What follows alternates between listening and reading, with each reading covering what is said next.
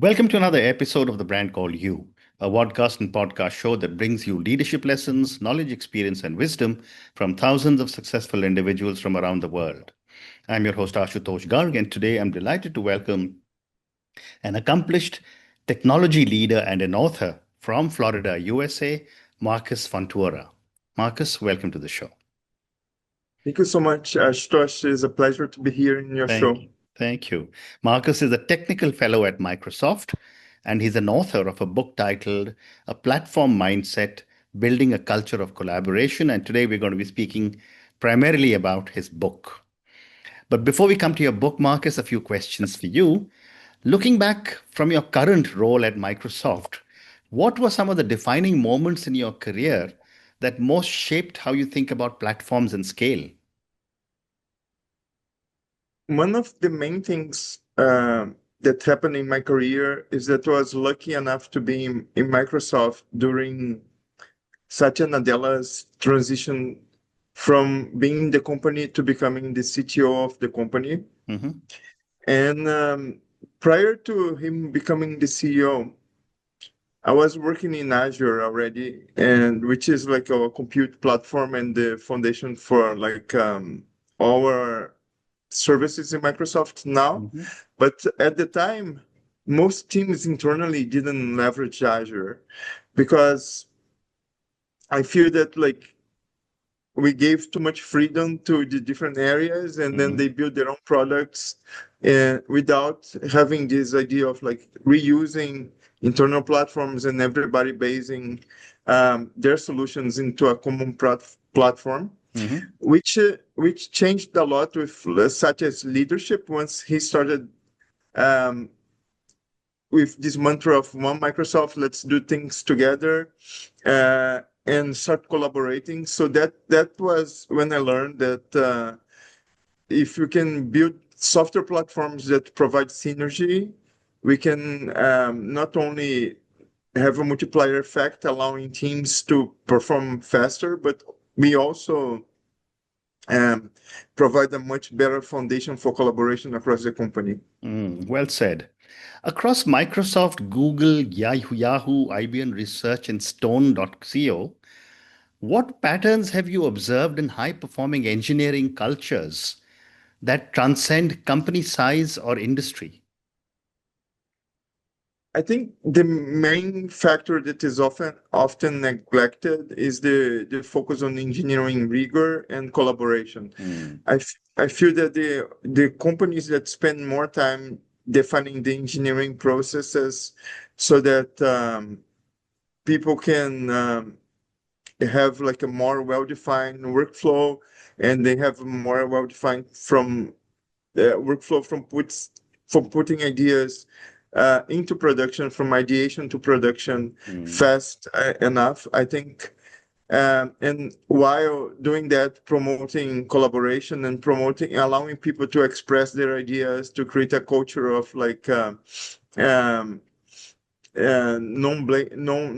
non-blaming, blameless culture where mm, like mm. people can just do their work and then contribute to their maximum potential. I think what I've seen that works the best in setting companies apart.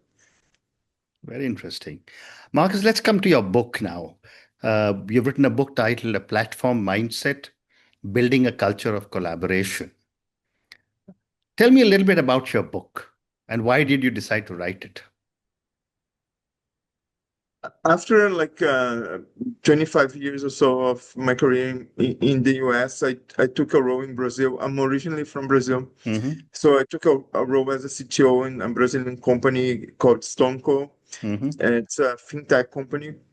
And when I got there, I noticed that the gap between leadership in the country, not only in my company but in the country, was not it was big with like what I've experienced in the company as I passed. mm, So I wanted to codify like my ideas of like how to build a high performance engineering team. So what I started doing when I was in Stone, I was start writing weekly newsletters for the engineering group, like with ideas about mm, several topics from architecture to organizing the team, to diversity and inclusion, and so on. And then after a few years, I said, oh, maybe I have enough material. Not that I didn't use any of the Sure. newsletters I wrote, but like they helped me organize my mind, like what is a systematic process for leading a company and leading technology team in a company. Absolutely. So I wanted to codify that, and then I wrote it originally in Portuguese, but then I translated it to English, and it, for me was good when we published it in English, because even lots of companies in the US were thanking me that work is out, because it Absolutely. helps systematize a little bit how we think Mm, about technology mm. in corporations. Very interesting. You describe platforms as seeds of innovation. What conditions allow those seeds to truly flourish? I think I think when we think about innovation, we think about like doing things that allowing us to take risk and building things that we never done before. Mm, And that's much easier said than done, because in fact, like when you are really trying to push the envelope, most of the ideas don't pan out. Like they, we have to be prepared to handle failures, and you have to be prepared to pivot when your ideas don't show promise. mm, And that is to accomplish that at scale, you need to have like a way that you can experiment, validate ideas, and pivot with agility, because if not, it's too costly to innovate. In my opinion, platforms reduce this cost of experimentation and innovation, because what mm, you do with platforms, you encode and you encapsulate most of the commonalities and most of the boilerplate and most of the structures that you already have in the company, mm, and you expose areas that could be like experimented with, so let's say I already have like a well-established mm, scheduling platform, but I want to go to a new country. I want to start delivering packages in India. I can just like try to optimize for that part and see if I mm, can innovate in that part, but I don't need to rebuild all my foundation. mm, And that's what I try to describe in the book, like how to think about platforms as the seeds of innovation, because it will expose your extension points, your points that you can be creative, while like encapsulating all the mechanisms that are already successful in mm, your company. Well said. What distinguishes a true platform from a shared service or an internal tool that merely calls itself one? I think the main uh, point to me to classify a software as a platform is its multiplier effect. It's how much it leverage you get by using it. Like, so Mm, if it's a mere service that calls itself a platform, but like when you use it, we don't get any agility boost or any agility speed up. It doesn't create um, teams to collaborate more together. It doesn't give you a leverage so to deliver faster. So mm, then it's not a full-blown platform mm, yet, in my mm. opinion. Well said. Thank you. How can leaders encourage genuine collaboration rather than compliance driven by mandates or process? The collaboration, it's like a very key aspect of this equation, because it's not worthwhile like investing in platforms if you don't have a culture that support Mm, them. mm, So for instance, when we had like in the early days of Azure, this is a story that I talked about Satya becoming CEO. mm, We already had Azure. Was already a fully functional platform, but we mm, didn't have the culture of collaboration in the company that encouraged leaders to take dependency on one another. mm, So a lot of leaders prefer to rebuild software in their own organizations Yeah. rather than taking a dependency on an outside product from Mm. another organization, because it's risky. You are in the hands of like delivery schedules from other leaders, like you create coupling and all those things are only possible if leaders trust one another. So you have to create this culture of trust, this culture of collaboration, um, so that we can get the efficiencies that we can get, right? Because the other option is like nobody trusts anybody, and then everybody builds their own full stacks. But Mm. it's basically at this point you are in a different company, you are in a Mm. different Yeah. organization. You're not really fully leveraging one another. So if you want really to get these economies of scale, then having the cultural piece accompanying the platforms is super critical. Amazing. What role does trust play in successful platform adoption, and how can leaders rebuild it once it has been damaged? Yeah, I just said like trust is a key pillar for it, and then without trust, what happens is that people feel that they are better executing on their own, right? And you don't want a culture in your company when people can execute on their own. Mm. It's and I think there is a role in the beginning of a startup, like when you're still trying to find an idea that you can allow people to go off on their own and try to build things, but it won't scale. Once you get in a startup, once you find the idea, the unit economics is scalable, that you generate value, then I think you need to solidify the processes and have like a single base and a single platform to scale from. Mm. If you don't do that, it's too hard, and that can only be built by trust. Mm. And to create trust is like building a team, right? So I say in the book that in a society, when it gets large enough, like you have all sorts of people in a society, right? And the same thing is like in a company. When it's small enough and you are doing hiring yourself, you're only getting people that you consider high quality. Mm. Once you have a company of thousands of people, like it's very hard to know everybody, and it will reflect society. You have like people that are more committed, less committed, people that bought into your vision, people that disagree with your vision.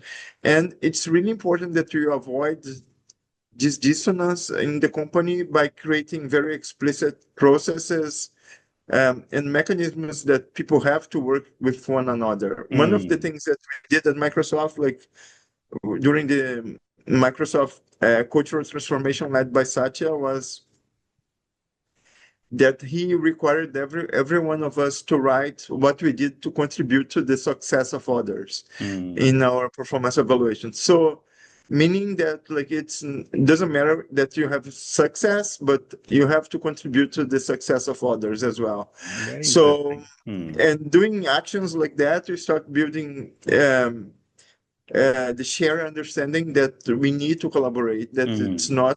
not only building successful products, but we Mm. need to do it together. Mm. Well said. Marcus, And what? Ashutosh, Sorry, go it's ahead, just please.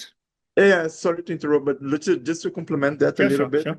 Uh, I think the problems that we have to solve in our society now are so large and complex that none of us can build it by ourselves, even Mm. if we are very smart.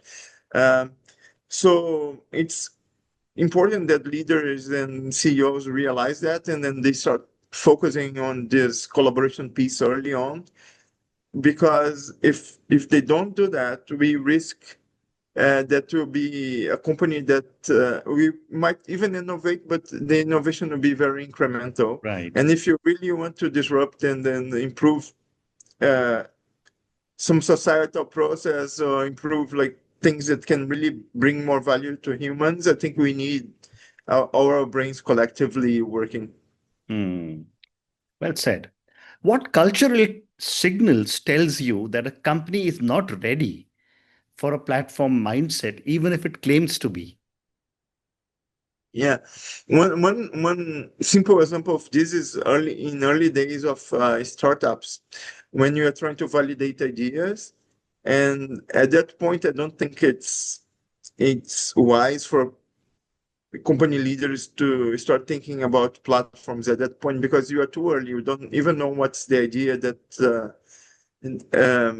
will scale, Mm, that will produce the right economics. Is yet.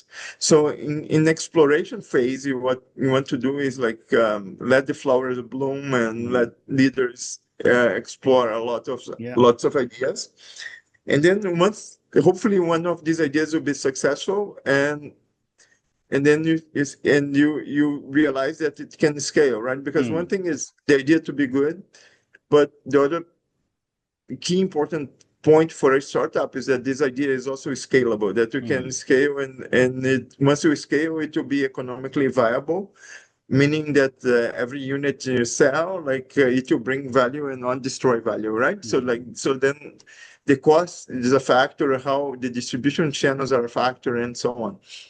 So when you get that point that you have an idea that is scalable, and then you can start like building your company, at that point, I think is the point that we need to pivot and say like, I'm not in the let the flowers bloom phase anymore. I'm mm, in the scaling phase of the company. mm. And then at that point, I think like the sooner you pivot and start thinking about platforms, I think the better you are, because it will be the better foundation for your company. Great response. Great response. Tell me, what are some of the common leadership mistakes made when launching or scaling a platform?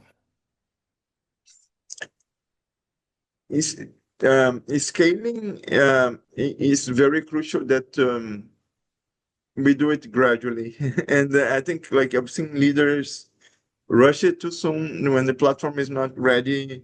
I've seen the same, the opposite also, like we have a platform, but you don't have the culture like aspects to support, like the platform being very heavily Mm, leveraged. mm, So it's a combination of you you build a platform and you gradually validate it, and you build the culture around it. And mm, sometimes leaders focus in one of these aspects, but not in a well-rounded way. mm, So it's really hard to evolve culture and software at the same time. But I think that's what you have to do if you are hoping to be successful. mm, And the other thing that I think leaders often neglect is the engineering rigor, and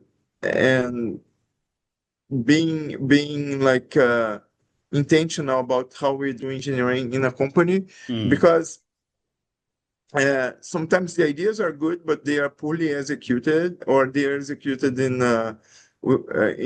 without all the rigor that we want to execute, and then it's really hard to validate ideas in production at scale if you have like systems that mm, are not robust enough, that are not um, scalable enough, that they have like choke points. So having the engineering rigor to make sure that the platform is solid is also super important. And that's another part that is often neglected in startups, because what tends to happen is that once you are in this exploration phase, you try lots of prototypes, and then you just put a prototype in production without mm, making sure it's robust enough. So, mm. and that's a common mistake that needs to be Very avoided. well said. Very well said. I have time for two more questions for you. In an era of AI driven development, how does the platform mindset need to evolve? This is a great question, and I think Ashutosh, like we're still living in the middle of it. Um, if you asked me 2 years ago if we would see like the impact that we had in software Mm, development last year with AI, I would mm, say is very unlikely. And I feel that even in the last 6 months, it evolved quite a bit. But I don't think it necessarily impact the ideas of like scale. Um, having a platform as a multiplier effect and having a platform as a catalyst for collaboration in a company, that doesn't change. But the way we do engineering around to build the platforms is greatly evolving. And the way we validate platforms, the way we design systems, it's really evolving.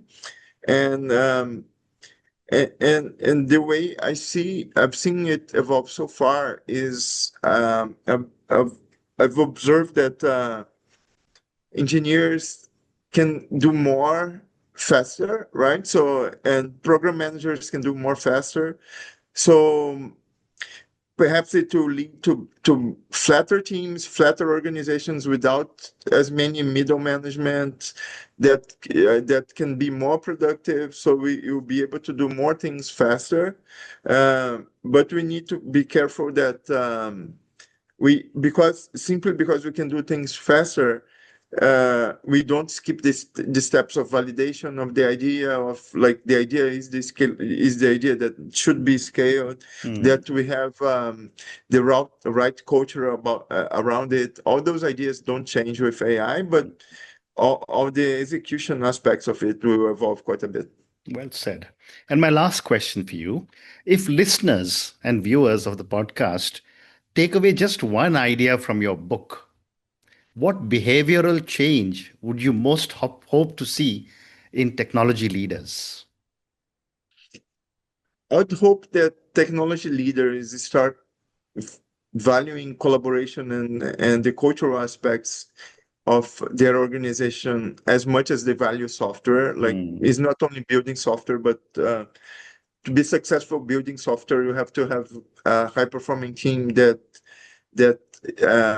excels at collaboration. That's one key aspect. And I think the other important point that I stress in the book that I would like to say is leaders outside technology, they should view technology not as like an IT department that is doing some of the tasks that they want to be done, but an integral part of their companies that need to be well integrated with the rest of the company. And I think a lot of the book I wrote it not only for technology leaders but also for leaders in general to try to understand that this important aspect of technology. Absolutely. It cannot be like something on the side. It has to be something that is well integrated. Well said. And on that note, Marcus, I just want to say what a fascinating discussion this has been with you. You know, platforms are so important. You've explained it to us so beautifully. A culture of collaboration is not just necessary in technology, it's necessary in every organization because that mindset is what will help us to really build much, much larger businesses than we could imagine to do only on ourselves. Thank you so much for speaking to me about your own journey, about your book. All the very best to you. Thank you. Thank you so much, Ashutosh. It was a pleasure. Thank you. Thank you for listening to the Brand Called You videocast and podcast, a platform that brings you knowledge, experience, and wisdom of hundreds of successful individuals from around the world. Do visit our website www.tbcy.in to watch and listen to the stories of many more individuals. You can also follow us on YouTube, Facebook, Instagram, and Twitter. Just search for the Brand Called You.